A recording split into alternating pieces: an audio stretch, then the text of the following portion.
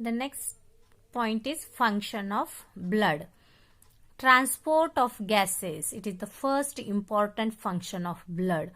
Means oxygen is carried via blood from lungs to cells in various parts of the body, and at the same time carbon dioxide from tissues to lung. Means oxygen and carbon dioxide like gases are transported from lungs to cell and cell to lungs for this respiration. So in this respiration process also blood is helpful. Then the next second function of blood is transport of nutrients. You know, for our body growth you require the nutrients. These nutrients we get from our food. After digestion of food we get the simple nutrients like glucose, amino acid, fatty acids are taken up by blood from the wall of alimentary canal, and they are exported or transported to each and every cell in the body via blood. Means nutrients are also supplied with the help of blood to each and every cell. The third function of blood is transport of waste material.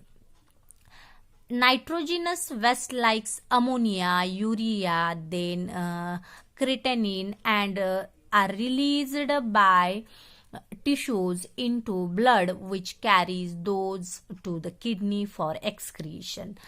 In your different types of systems, respiratory system, then also digestion system, excretion system, from this different system waste materials are produced, and these waste material must be thrown out from our body. For this collection of this nitrogenous waste from body towards the kidney, for this excretion, these all transportation of waste material is carried out with the help of blood. Now the next fourth function of blood is protection. Antibodies are produced in the blood and they protect the body from the microbes and other harmful particles. You studied about this point in WBC. So protection from the various microbes and harmful diseases due to this blood, because in this blood antibodies are produced and they protect our body, or they act as a soldier cell. Now the next function is transport of enzymes and hormones. Blood transport the enzymes as well as hormones from the site of their production to the site of their action. Means in your body there are different types of endocrine glands are present and they secrete some chemicals. These chemicals are known as hormones and also enzymes.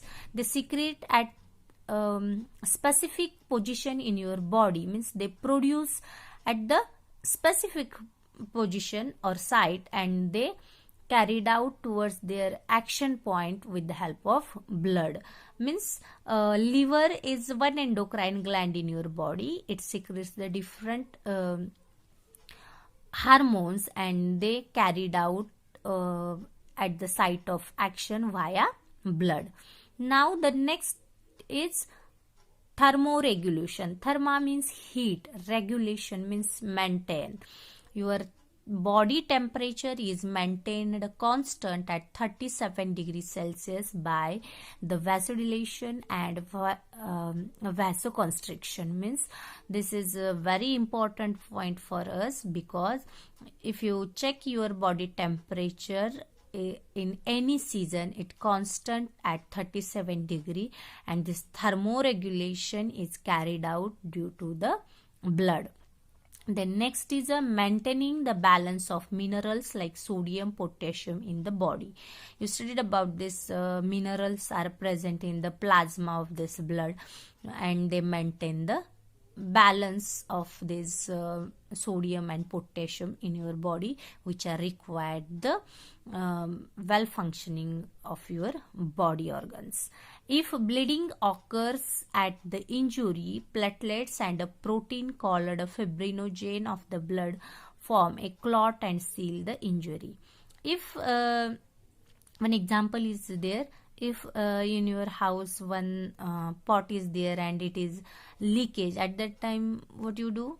You take this M-seal or any Fevicol and you seal this hole.